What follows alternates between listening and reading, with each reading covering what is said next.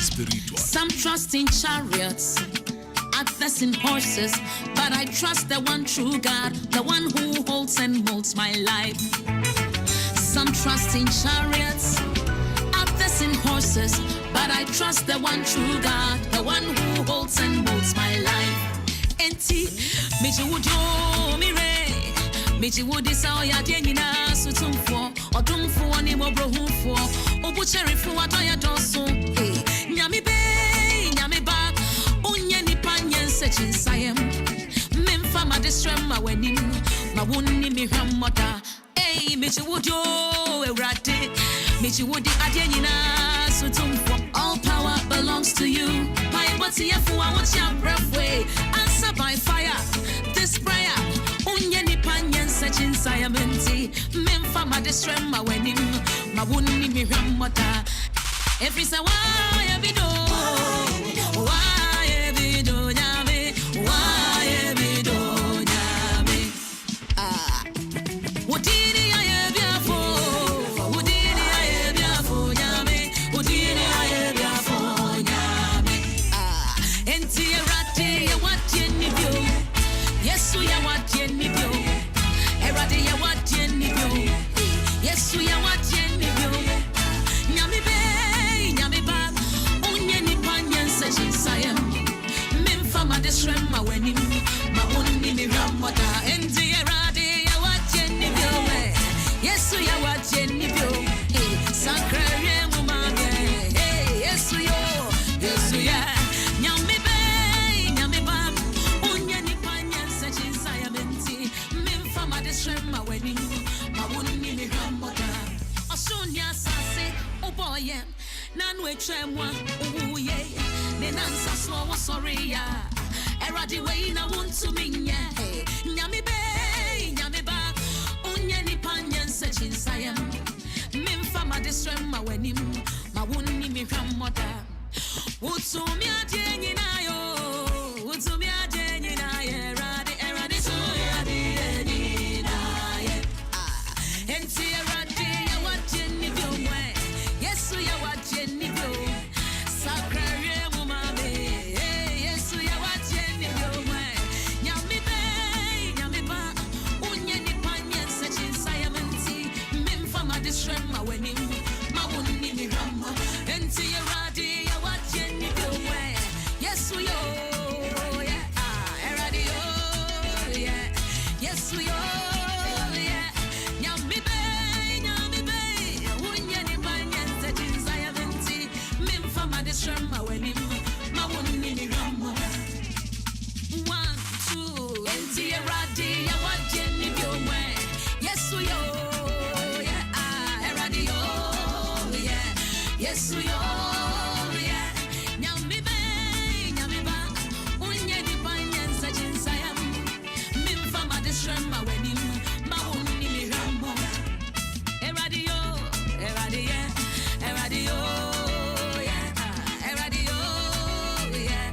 Sakrare mu mame, nyame be, nyame ba, unye ni panyen sechin sayamenti. Memfa ma distrem ma wenim, ma woni mi ramo.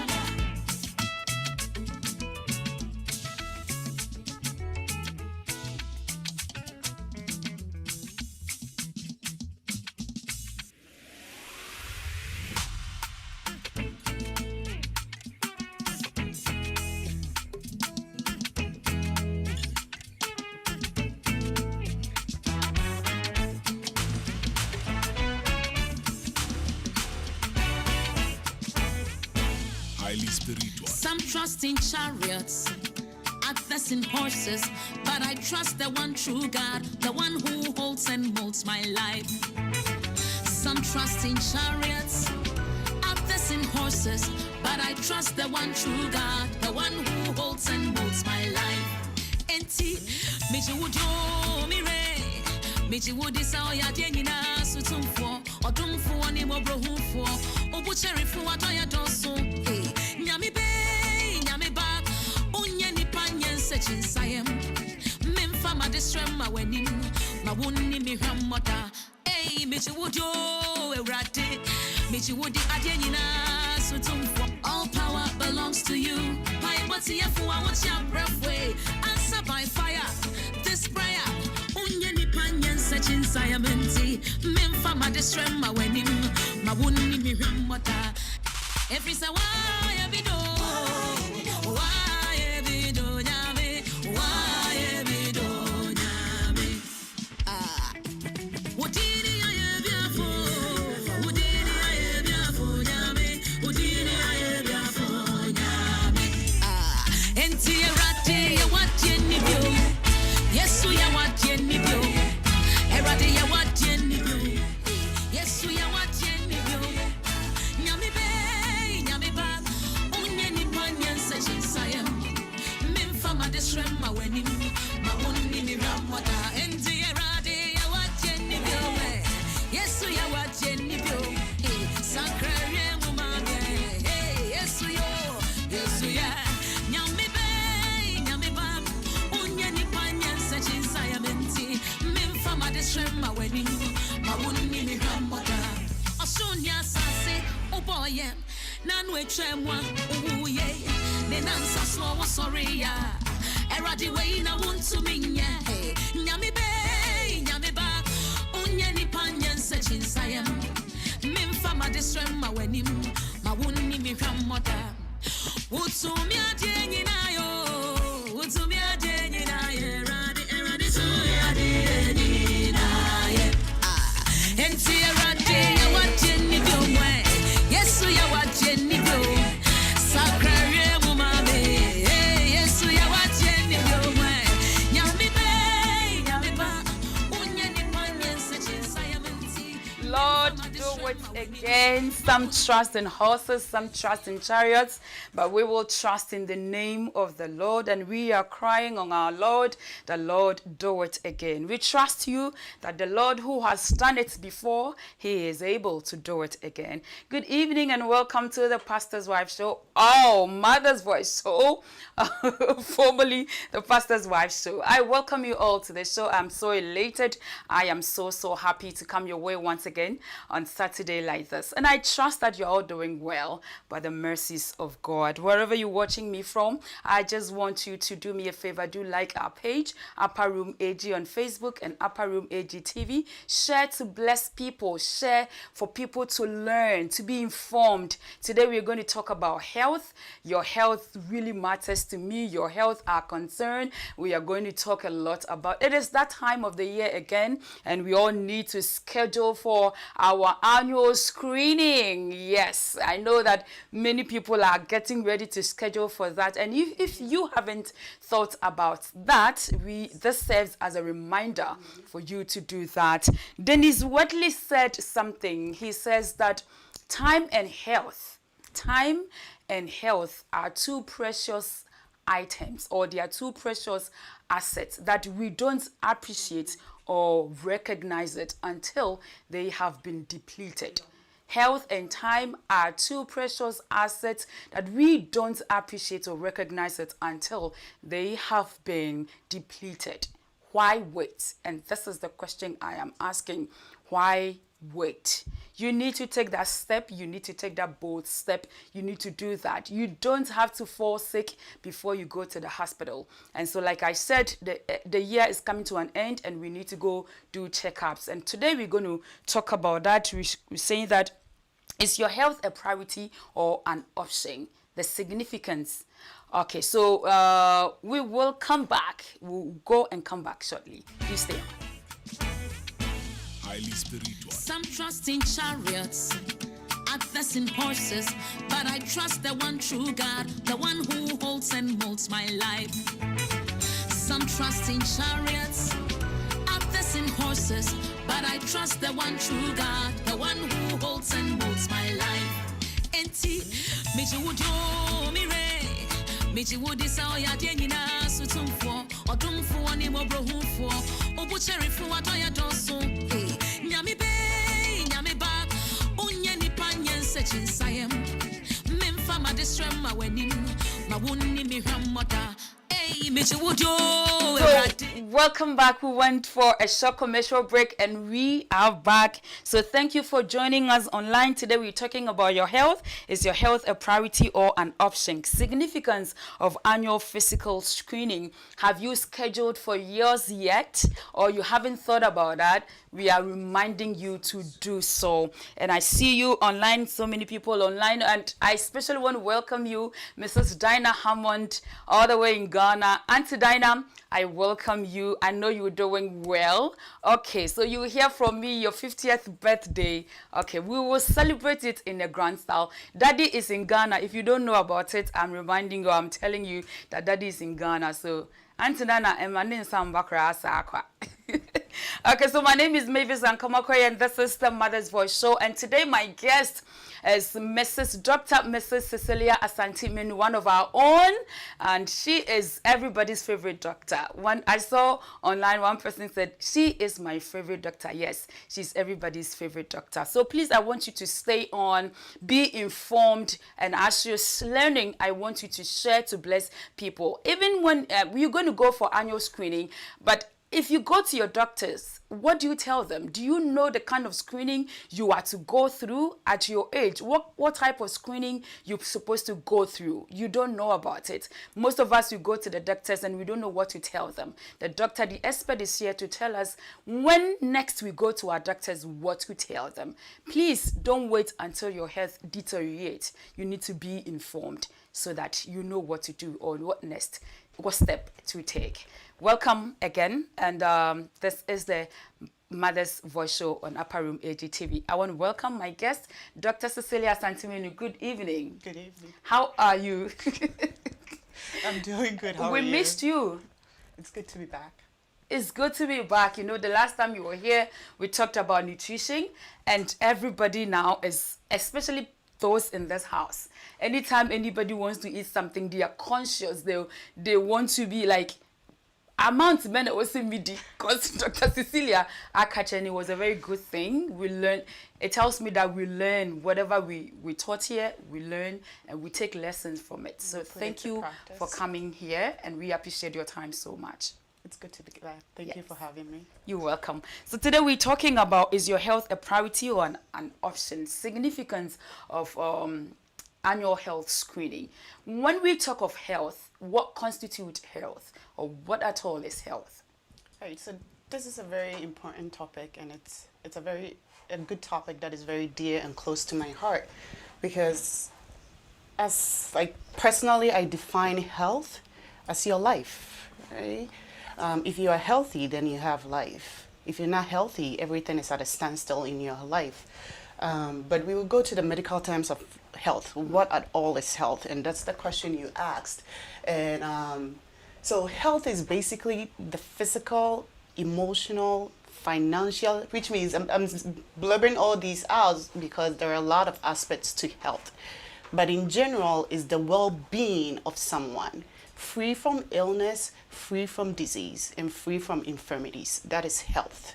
So physically, emotionally, financially, socially, mentally, free from illness, free from infirmities, free from injuries. So being a state of well-being. In total, that is health. But like I said, there are multiple aspects to health. It's not just about physical, it's not just about social, but I believe today's topic is just going to be targeting on the physical aspect of health. And the other aspects, we will come back and talk about it later. So in general, physical health, being in a state of health, being in a state of well-being physically. That's what we're talking about today. Does health naturally come to us, or there's something we need to do to maintain health? Okay, so that's a good question. So mostly when we are born, right, not everybody has this privilege, but for the most part, you are born healthy, right? Some people do have comorbidities, some people do have congenital disease that they are born with, unfortunately, but most of us, for the most part, are born healthy. Are we going to grow up in health? Are we keeping that healthy lifestyle, or are we keeping the health that we were born with until the day you die? Unfortunately, there are work to be done to maintain that health. So you may be born healthy, but there are work and there are things that you need to do to maintain that health. So it doesn't naturally come to you. You were born with it naturally, but you need to do work to maintain it. So what are some of the things we need to do to maintain our health? So that's a lot of question. That's a good question. We did kind of touch on this the last time we were here. So there are multiple aspects to it. Nutrition is one, exercising is one. This is when this all tangles in, right? So we did mention about financial, social, mental. So it's like a Venn diagram. They all overlap, right? So to be healthy, you need to be healthy in all those aspects. Unfortunately, it may not happen that you are healthy in all those aspects, but you want to be healthy in most of them to maintain that physical well-being that we're talking about. So nutrition, being financially sound, being mentally sound, being socially sound, all can contribute to you maintaining a healthy life. Most people go to the hospital only when they are sick. And is that not enough? Because if somebody is not hungry, why should I bother myself to get something to eat? So I should only go to the hospital when I'm sick. Is that not enough? I mean, that's not enough. Okay. That is really not enough. So you don't go to the hospital. Let me rephrase this. So there is hospitals, there is clinics, and there is doctor's office, right? Okay. And now there are urgent cares, right? And hospital, you can go to your doctor's office in the hospital, you can go to the emergency room. So those are two different things. So we need to kind of make a difference between that. So if you go into the emergency room because you have an acute illness going on, yes, that's fine. But do you have to go to your doctor clinic or your primary care doctor only when you are sick? No, that shouldn't be the case. You need to see your doctor as regularly as often to build that relationship with your doctor, right? You want the doctor to see you as much to understand your health risk in order to put a plan for you. Because mind you, let's say you are 20 and you're going to see a doctor. You're not going to see a doctor because you are sick. You're going to see a doctor because you want to build that relationship to understand what is about to come or what is yet to come in the future, just based on your family history, just based on your health history. So you don't have to go to the doctor just because you are sick. You go into the doctor, one, to build a relationship, two, to understand your health risk, and three, to come up with a plan to tackle those health risks. So do I need to go only when I'm sick? No, you don't. You have to go when you're sick, for sure. Nobody argues about that. But you have to also go when you are healthy to put all these things together so you don't get sick. And today our topic, we're talking about the significance of annual screening or physical screening. You're recommending annual physical screening for everyone. So, like I said, why should one bother to do it, especially when he or she doesn't have any chronic disease? So let's rephrase it, not annual screening for everyone. So annual means every year, right? Yeah. So it can be annual, it can be every 6 months, it can be biannual, it can be 2 to 3 years, it can be 5 years. Okay. Depending on what age you are and what comorbidities you are. Right? So you may, at 20-year-old, you are the prime of your age. At 30-year-old, you are the prime of your age. So you may not have any diseases, any chronic diseases like you mentioned. But at 50, at 40, at 60, you may have chronic conditions like diabetes, hypertension. So your doctor may need to see you as regularly as often, maybe every 6 months, sometimes every 3 months. And 20, maybe every year, every 2 years. But depending on the comorbidities or the health risk of your family, if you are 20, you may need to see a doctor maybe every year, maybe every 6 months, maybe every 2 years. So you may not have it now, but it's good to screen, it's good to understand your risk, it's good to put preventive measures in place. Hence the reason why you see a doctor. So you're not only coming to see me because you are sick, you're coming to see me because you want us to be a team. Come up with a plan. So my dad has diabetes, my mom has hypertension, I'm 20. How can I not get to that stage? How can I prevent it so I don't end up on dialysis, so I don't end up being diabetic? So you come with your doctor at that age of 20 and come up with a plan. So it's like preventive team that you put together so you don't end up where your parents are or where your grandparents are, where you don't want to be. Welcome to the Mother's Voice Show. If you just joined us today, my guest is Dr. Cecilia MANU, and we are talking about significance of annual. Like she said, it could be annual, it could be biannual, 6 months, 3 months, 3 years, 2 years to see your doctor. And she made mention earlier on, not only going to your doctors because you're sick, sometimes you need to go to build that relationship with them. It is very, very important. Please do like the page and share. We are talking about health. It is very important. It is that time of the year again, and we all need to do this exercise. It is very, very important. And in 3:40, I will open the phone lines. If you have any questions to ask Dr. Cecilia, she will be glad to answer your questions. And Doctor also has some slides to show us like she did the other time. So today we're going to learn so much. So please do stay on until the show has come to a close before you you go. What are some of the disadvantages of not practicing annual physical screening? There are a lot of disadvantages of not seeing your doctor as you need to see, as regularly, as often. Remember, we just defined regular. Regular for me can be 6 months, regular for you can be 5 years. But the take home is you need to see your doctor regularly. If you don't see your doctor regularly, what are some of the consequences that may result? So there are diseases that may not be as evident to you, but can be really screened by your doctor and be caught early. Meaning most of the diseases that we screen are preventable or are treatable, right? However, if those diseases are not caught early, the consequences are so dire that there is nothing you can do about it. I'll give you an example. So let's say there is somebody that has hypertension, meaning high blood pressure. High blood pressure has gone on screen for so many years, for decades, because the person doesn't see a doctor. Person is coming to me, let's say at age 50, blood pressure is 200/40. It has already affected the kidneys. It has already affected the heart. It's done so much damage that, yes, you are coming to me at 50. I'm going to treat the blood pressure, but the harm is already done. Whereas if you had come to me by the age of 25, a lot of these harm that's already done could have been prevented.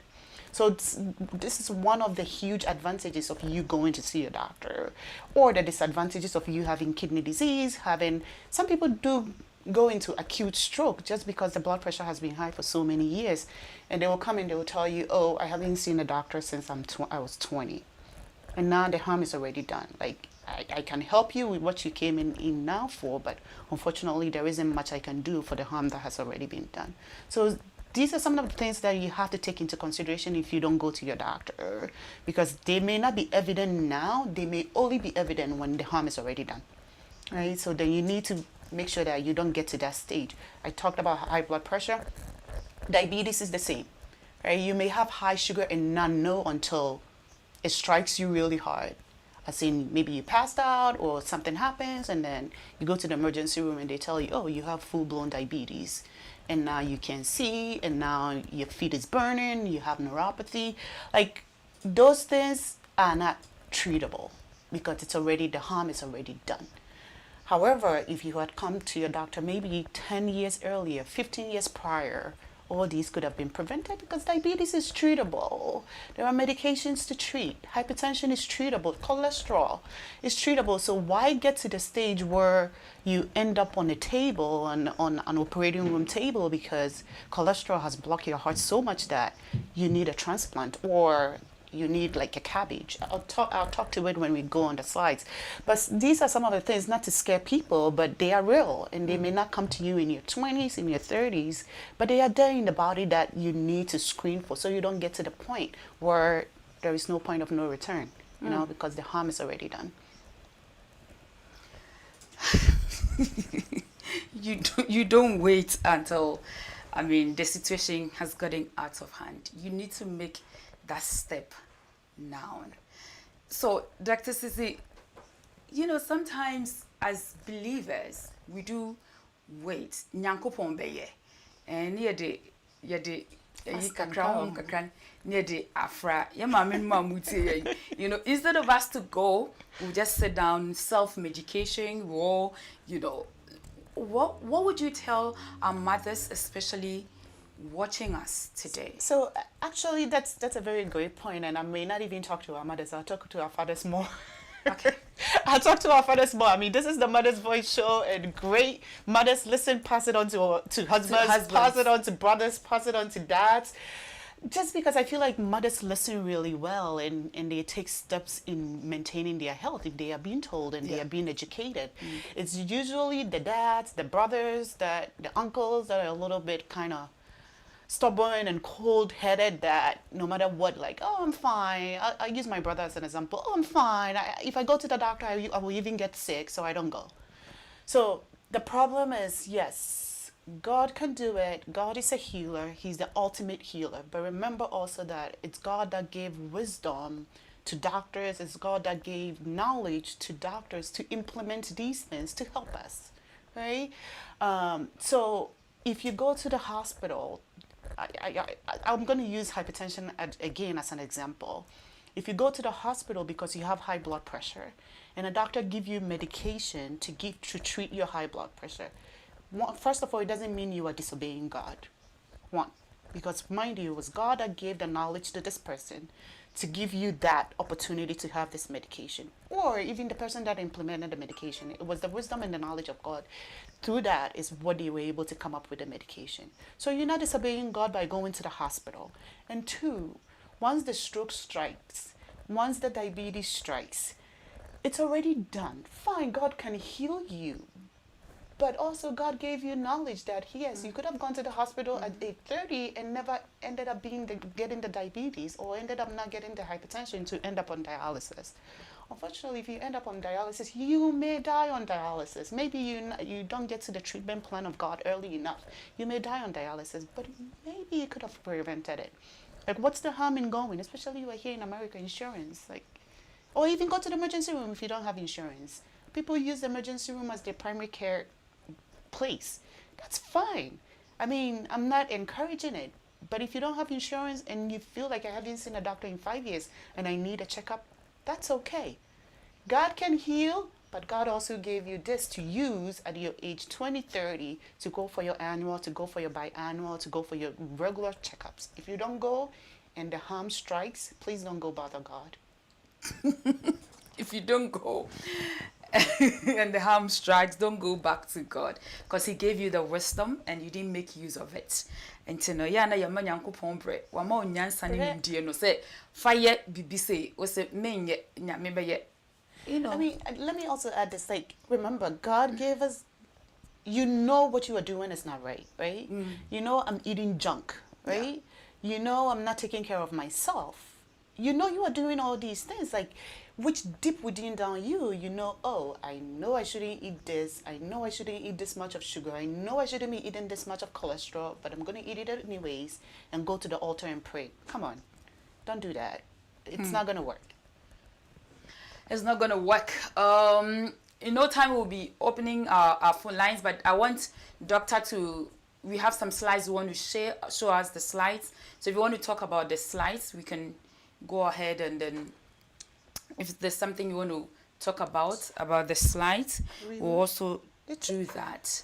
So if you just joined us, this is the Mother's Voice show on Upper Room AGTV, and we're talking about health. Is your health a priority or an option? The significance of annual physical screening. It could be biannual, it could be 3 months, it could be 6 months, anyhow you choose to. So Doctor will go on the video and we'll come back to you. So basically today we're talking about health screenings and how important it is to go through health screenings. We kind of touched on it. Every year group has their own health screenings. So if you look at the slide, I started at age 20. So 20-year-olds, 30-year-olds, 40-year-olds, and then 50 plus. We all have screenings that we need to do. Okay, so we're going to go through them. The slides is going to just take a few minutes because I just want this to be as conversational as possible, meaning give people opportunity to ask questions, an opportunity to really dive into what they need to talk about when they go to their annual screenings, because remember, if you understand the reason why you go into your doctor's office, then it's going to be easier for you going there because you know the reason why you're going and you understand the reason why you're going. So let's just go through the slides pretty quickly and then we can jump to questions. So for 20-year-olds, these are your health checklist. So basically, the most important thing is finding a doctor, right? You find a doctor you love, you find a doctor that it's easy to talk to, a doctor that you could build a relationship for. Because if you go into someone's office and you don't like the person you are going to their office, then you're not going to go. Or there is no encouragement for you to go. So find a doctor that you really love, a doctor that you could build a relationship, a trustful relationship with. The second thing is understanding your family medical problems, right? So you're going to go to your doctor is going to ask you a whole bunch of questions. What family medical problems do you have? What diseases run in the family? If you come up with a disease, or if somebody died early in your family, let's say in their 30s and their 40s, how did they die? What diseases did they die from? So all these things are things that we need to keep account of, or we need to put it at the back of our mind. Unfortunately, let's say, God forbid, let's say your parents are not alive. How did they die? Did they die from diabetes? Did they die from heart problems? At what age did that happen? So all these things are things that you need to know so you can talk to your doctor about. It's important that you tell your doctors about these things because that will set a time, or you will give the doctor an idea of what to screen for and how often to screen for these things. Right? So it's important to know your family medical history. And then, like we talked about, just schedule your medical checkups, screens, and regularly as possible. So you talk to your doctor regularly means you come in agreement with your doctor and you come up with what is regular for you. Okay? So regular could be 3 months, regular could be 6 months, could be 1 year, 2 years. Just talk to your doctor and then you come up with what is regular. All right? So we can go to the next slide. So for 20-year-olds, I put monthly self-breast exam. You don't have to do that, but if you know how to do it, you can do it just to make sure you know your body, you know yourself. If something is changing in your breast, you can know, okay, this doesn't feel right. There is a lump here, there is a lump there. People do it every month. It's not evidence-based. It's not really recommended to do it every month, but you can do it at home. That's fine. Annually, you can go to your doctor. When you go to your doctor annually, they will do the clinical breast exam over there when you see your doctor annually. So like I said, you don't have to do the monthly one unless something is off to you and you want to do it, and that's okay. But the clinical one, the doctor will take care of it annually. The doctor will do blood pressure check. People that don't have blood pressure cuff at home, your doctor will check it. If you do your annual screen, your doctor will screen for it. They will do blood tests to check a whole bunch of stuff. Your cholesterol, your thyroid. Depending on your family risk and your comorbidities, your doctor will do it. At age 20 or in your 20s, that's when people are very sexually active. If you're not married, in this country, most people are sexually active in their 20s. STD screening, vision screening, and then pelvic exam, pap smear. Whether you're sexually active or not, it's recommended. Every 2 to 3 years, you do a pelvic exam, you do a pap smear. And then every 5 years, there is sugar, cholesterol, your doctor will check. It shouldn't be every 5 years. I mean, if you're healthy and there is no comorbidities, yes, every 5 years. But if there is health factors in your family, your doctor is concerned, they will come up with a plan for you. And then they will do a skin check as needed, depending. But on the right of the screen where it says common health topics in your 20s, remember, in your 20s, you are menstruating, like I said, sexually active. If you are, STDs, contraceptions, pregnancies. These are things that are very dear to people's heart at this age. Talk to your doctor about it. Don't be shy. Just if you're having like pains during your menses, if you're bleeding too much, don't take things for granted, or don't think they are normal. If you have the slightest question about it, talk to your doctor about it. All right, so that is 20s. So 30-year-old.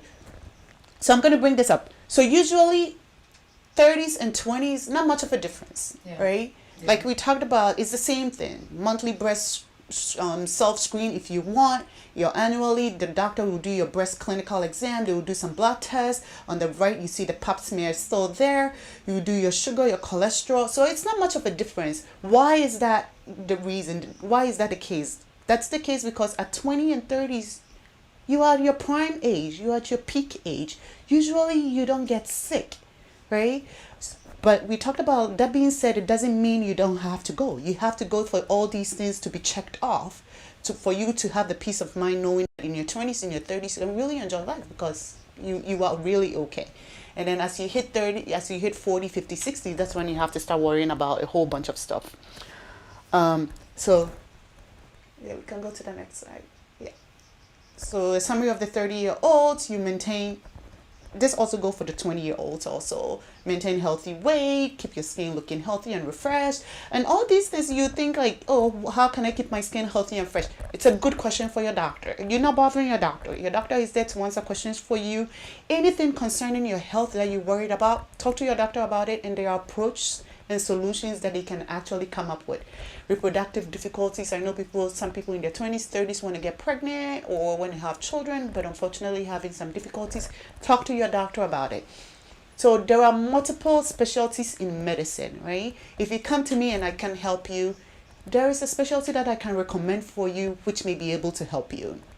Preventive bone loss, stress reducing, all that. People will not think going to your doctor for stress is a medical problem. Yeah, if you really stress that is affecting you physically, emotionally, mentally, talk to your doctor about it. If work is so stressful, talk to your doctor about it. If you need psychological counseling, if you need psychiatric evaluation, that's okay. Just as physically is important, it's also important mentally and socially to be sound. So talk to your doctor about all those things. And some of the health risks in your 30s that you need to be concerned, it's right there. Cervical cancer, breast cancer, type 2 diabetes. I'll put hypertension also there. But all these things, your doctor will screen for you, will screen it for you if you go to your doctors as regularly as possible, that you may not end up getting it if you've been going regularly as you needed to go. And at age 40, that's when things start getting real. That's when you start heading into your premenopausal state, or some people even go into their menopause as early as 45, 46, 47. So these are like real concerns if you want to talk to your doctor about it. But as we see from 40, the checklists start getting a little bit higher. Now, annually, you see the clinical breast exam is still there. Cholesterol has been added to it now. Blood pressure check is also added to it. And then mammogram is coming under because some people needs to be screened earlier. The recommended age is from 45 to 50, but if you have a family member that had breast cancer very early, let's say in their 30s or in their early 40s, then you get screened earlier than the regular age group. So hence the reason why it's very important to know your family history, because based on that will determine when your screening really starts, especially with breast cancer and with colon cancer, because as you can see, colonoscopy is also on this list. You get screened early if you have a family member that got it very early. Otherwise, then the regular age is like 50.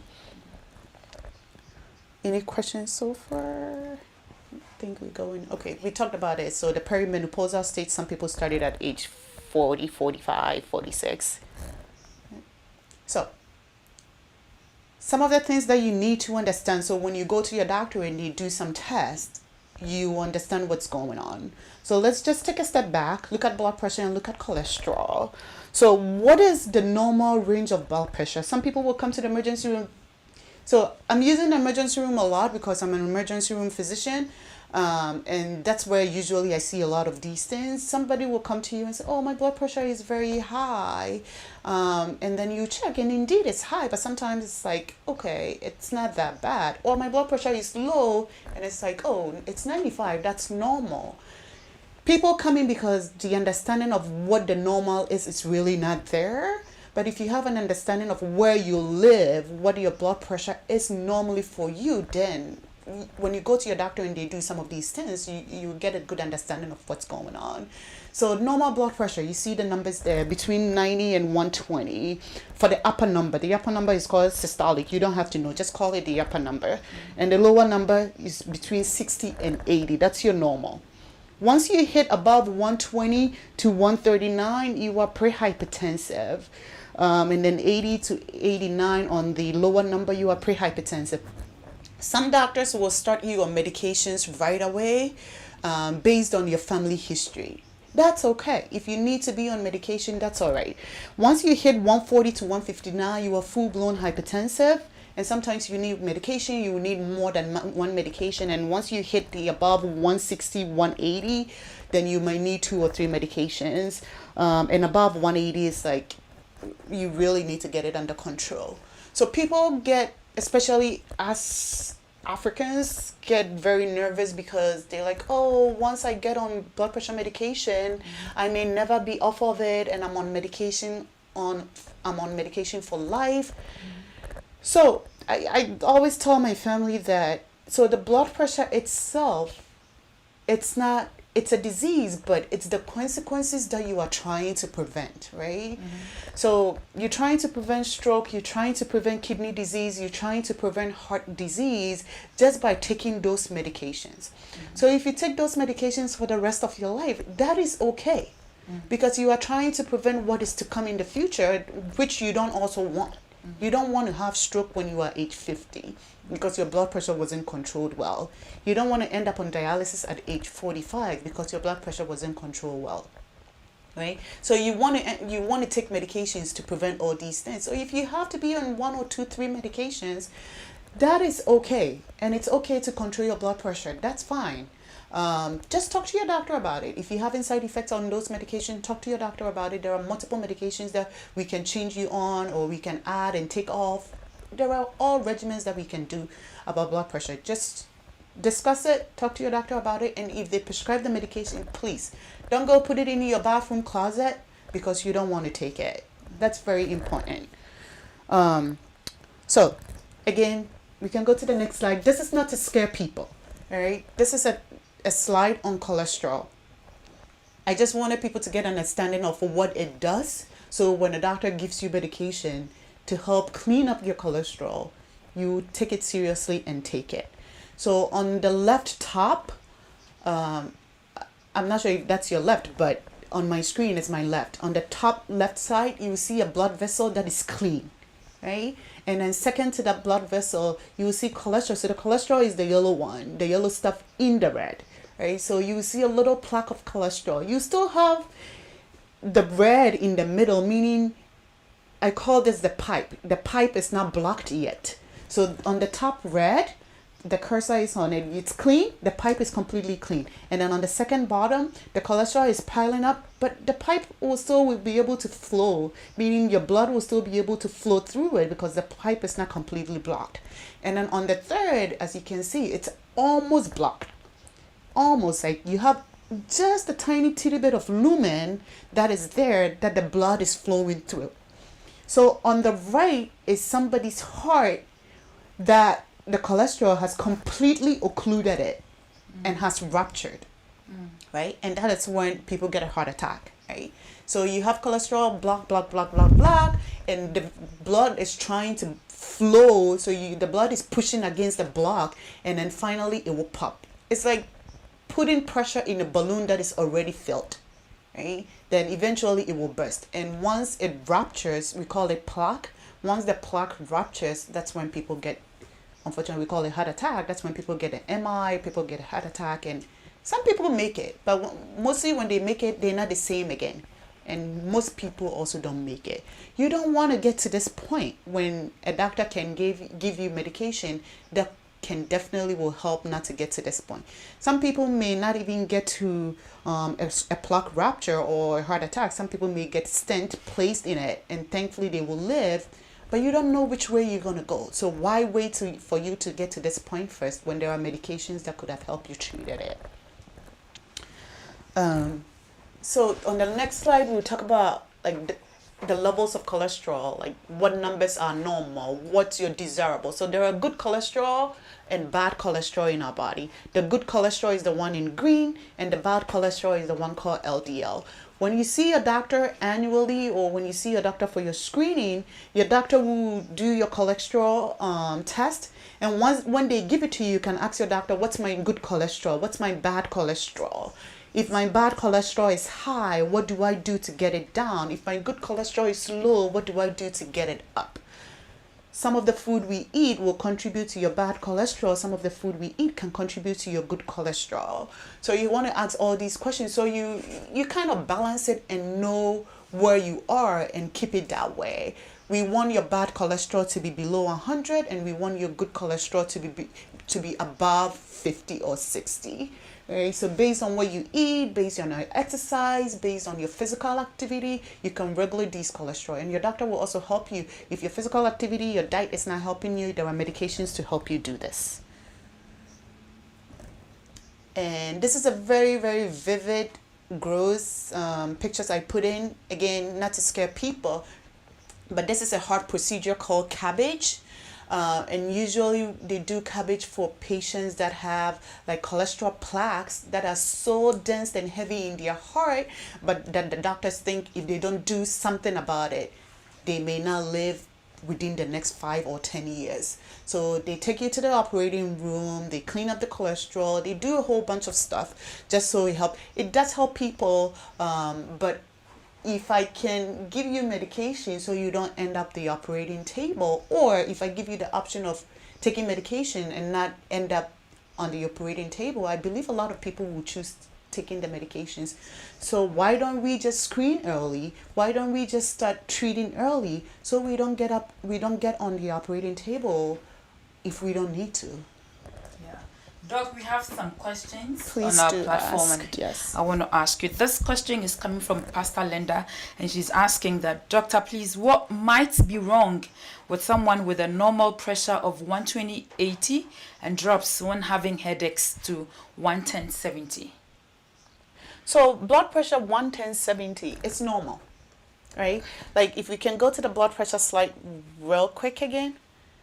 So normal blood pressure is 90 to 120 systolic and 60 to 80 systolic. So if you have a headache, depending on what type of headache you have, migraine headache, tension headache, cluster headache, depending on what type of headache you have, actually pain is supposed to increase your blood pressure. Pain is not supposed to decrease your blood pressure. So if you have a headache and your blood pressure dropped to 110, that's okay. I don't think it's related to the headache at all. When you take Tylenol and your blood pressure go back to normal, that's also okay. 110 and 70, perfect blood pressure. So I really don't think it's related to the headache, but even if it does, it's a normal blood pressure and there is nothing you need to worry about. If you have a headache and your blood pressure rises from 120 to 180 to 200, then that's a problem, right? It's either your pain is too much, that your body is telling you, oh no, I can't take this, my pain is too much, or there is something really severely wrong, that it may be that your blood pressure is so high that it's that blood pressure that is giving you the headache, not the headache giving you the blood pressure. It can be either way. Like I said, pain can give you high blood pressure. So if your headache is severe, it can make your blood pressure high, or if your blood pressure is high, it can give you a headache. But if you're 120 and you go to 110 because you have a headache, I really don't think there is a relationship between those two. However, like I said, 120, 110 is completely normal. You can go as low as 90, completely normal. Doc, we also said that if you know your family history, Yes. you have to pay attention to your health, go to your doctor and talk to them about it. What if you don't know nothing about your family history, especially when it comes to the area of health? So that's very tricky, like especially for us Ghanaians or for us Africans. We know, oh, my auntie died when she was 45, but unfortunately we don't know what killed her, right? That's okay if you don't know, but bring it up when you go to your doctor's office or when you go for your screening. Do mention to your doctor that, oh, I had an auntie or I had an uncle, oh, my mom died at age 45. We don't know what killed her, but died at age 45. That alone is a good information for your doctor to know what to screen for, because it's not normal for somebody to die at age 45, right? That is way too early for somebody to die at that age. So if your mom, suddenly a healthy person, died at age 45, that tells your doctor that, oh, maybe your mom did had a heart problems that you guys didn't know. Maybe your mom did had some problems that you guys didn't know. So let me screen for this, let me screen for that, let me screen for that. So just knowing that somebody died early in your family and telling your doctor is very useful in targeting what they are going to screen for. So you may not know it specifically that diabetes killed or hypertension killed them. That's all right. Just bring it to them that, oh, my dad died at age 35 or at age 40 or at age 50, right? If anybody that died in your family that is like immediate close family below 60, let your doctor know, even if you don't know what killed them. You still live on the Mother's Voice show. What is your question you want to ask Doctor? We still have few more minutes to go. If you have any questions you want to ask Doctor, please keep your questions coming. This is very, very important. Doc, let me ask you this question. Are there any exceptions to annual physical screening? Are there people who should under frequent screening than others? So that's a good question. So there are no exceptions, meaning everybody should see their doctor at some point, right? There's no exception. If you are above 20, 30, 40, 50, everybody should see their doctor at some point. How regularly, we talked about it, how regularly depends on you and your doctor, the team you've built based on your comorbidities, based on your risk, then you come up with how often, whether it's dependent on 6 months, 6 months, 1 year, 2 years, 3 years, we talked about this. So there are no exception. Everybody should be screened, and often is based on you and your doctor, based on your risk. This message is coming from Pastor Mark, and he says that I think we will need series of this program, very informative, depending on doctor's time. She's a very busy doctor, so I know that, and she's always willing to come whenever we call, if only she has the time. So I know that if doctor has time, she would come back for us to have, more health talk. So if you also have questions, you can also bring them on board. Doctor, our time is almost up. Your final words. So I just want to talk about just one slide, and then I'll give my final words on today. Can we pull the 50-year-old slides? So we talked about 30, 20, 30, 40s. We really didn't have time. I wish we would have gone vice versa. So this is 50 plus, and most of our mothers fall into this group. So if you look at the right-hand side, those are the checklist, meaning the things that at this age we doctors worry about, right? So stroke, colon cancer, ovarian cancer, heart disease, osteoporosis mostly for women. So if you go to your doctor's office, you want to make sure that these things are being screened for if you are 50 and plus. So stroke, your doctor is going to check your blood pressure. We talked about this, your cholesterol. What do they check for colon cancer? Sometimes they do a rectal exam. There's colonoscopy that a lot of women or men having had before. Once you hit 50, you need to have colonoscopy every 10 years, or if they saw something, then every 5 years. But at least you need to have your first colonoscopy by age 50. Please, we need to take it very seriously. It's very important. It's preventable. You're screening for colon cancer. If you haven't, please call your doctor, schedule an appointment. Let them get you an appointment to get colonoscopy. Ovarian cancer, so your primary care doctor you may not be able to check for this, but you have to also have a GYN doctor. GYN doctor will do exam. At this age, you are postmenopausal, so you may have some stuff that may not be evident to you very right away, but the doctor can tell you, or by their exam, they can tell you if you have anything that's concerning on that exam. And then heart disease, we talked about. Cholesterol is the key thing. Hypertension is the key thing. The doctor will screen you for all these things. And bone disease, osteoporosis is a disease of the bone where your bone becomes very brittle when you are prone to fractures. It's common in men and women, but more so in women. So usually your doctor will screen you, will do some bone tests, will make you go for a bone scan. Once you hit 50, that's when we start doing all these things. So I'm bringing these up just because when you go to your doctor, you will know what to ask for if you haven't gone through any of these screenings, especially colonoscopy. If you haven't gone through it, you can bring it up and ask your doctor why they haven't recommended it to really do it. So those are very important things that I really want us to talk about. Let me ask this question.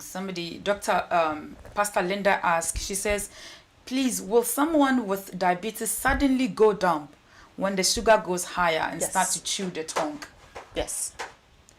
So not those specific symptoms. So diabetes is a very complicated disease, right? So it's high sugar. right? If your sugar really, you are lucky that you go dumb and you chew your tongue. Some people go into coma.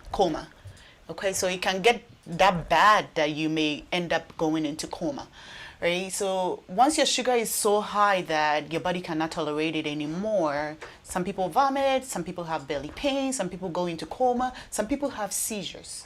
Right? Likewise, when your sugar drops very low, you may end up having seizure, you may end up going into coma, all those things. So it's a very, very important topic, important subject to talk to your primary care doctor about it and come up with a regimen that helps with your sugar. Right? And if a doctor puts you on a medication, on insulin, on metformin, on glipizide, you're not supposed to take it how you want it. You have to take it how it's prescribed, just so we get your sugar under optimal control. Because like you said, yes, some people can really go completely altered. We call it altered because you're going from your normal state to an abnormal state. So you can completely altered because your sugar is very high, or completely altered or completely go into coma. And there is something called DK, diabetic ketoacidosis, which usually when your sugar is very high, you can go into that, and trust me, it's a very serious thing that you don't want to get into. But definitely, yes, that can happen with high sugar. So, Pastor Linda, I'm calling Pastor Linda doctor. Pastor Linda, I hope doctor answered your question and you're okay with your answer. So, Doc, your final words. So my final words is let's take our health very seriously, right? Because your health is your life. Right? If you are healthy, then you can go about your business, you can do your finances, you can take care of your family. Like most women, we tend to take care of others and not take care of ourselves. Remember, if you're not healthy, you can take care of others, right? So it's really, really important that we take our health seriously. Go to your doctor's office with a list. Go to your doctor's office with a list of questions, what you don't understand, what is bothering you, what you think needs to be done, and they love it. Doctors love it. Go there, ask all the questions that you think is bothering you, and let them take care of it. And don't only go to your doctor's office because you are sick. Go there because it's time for you to get your annual screening. I go to my doctor's office every year because and they don't have to call me. I call. I knew I went last year, October. I know I'm going this year, October. It's your annual screening, right? If it is biannual for you, go every 2 years. If it is 6 months for you, go every 6 months. But go there, have a purpose, have your list of questions, and go there knowing that you understand the reason why you're going there. And get something out of your visit, right? Get something out of your visit. Understand your risk and understand how to prevent them. Know your risk and know how to prevent them. It is that time of the year again. Please make that conscious effort. Don't just go to your doctor because you're sick. Go there. Like doctor said, do have that relationship with them. Feel comfortable with them so that anytime you go to the office, you are able to flow with them. You're able to talk to them. Anything bothering you, you'll be able to speak to them about it. That's all time will allow us today on the Mother's Voice Show. I know we've had an amazing time, an informative section. If you missed from the beginning, you can go back and watch this show. It will still be on Facebook, Upper Room AG, and YouTube is Upper Room AG TV. Our guest today has been Dr. Cecilia Asante MANU, one of our own. She is everybody's favorite doctor. My name is MAVIS ANKAMA. QUAYE. Next week, God willing, Mama Fidelia will also have another beautiful package for you on the Mother's Voice Show. Tomorrow is Sunday. Tomorrow, 21 days fasting and prayer continues. And then Sunday, we're going to have an amazing time. And then the following week, we're also going to have a wonderful section with Prophet Benjamin Opoku. You don't want to miss that. Tomorrow I'll meet you on the Morning Glory Show. God richly bless you and thank you so much for your time. We do appreciate your time so much. God bless you and bye for now.